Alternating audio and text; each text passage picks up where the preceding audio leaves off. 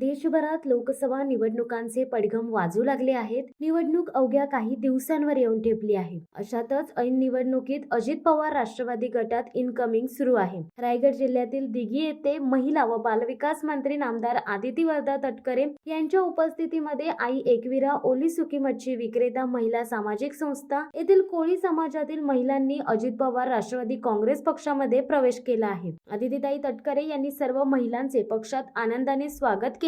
या पक्षप्रवेशावेळी राष्ट्रवादीचे कार्यकर्ते सुचिन कीर, शांभाई भोकरे, मंदार तोंडणकर, गुणाजी हरिश्चंद्र भालदार, किरण कांदेकर, लक्ष्मण बेलदाडकर तसेच कोळी समाजाच्या महिला मोठ्या प्रमाणात उपस्थित होत्या. शिवसत्ता टाइम्ससाठी संदेश पेडणेकर, श्रीवर्धन.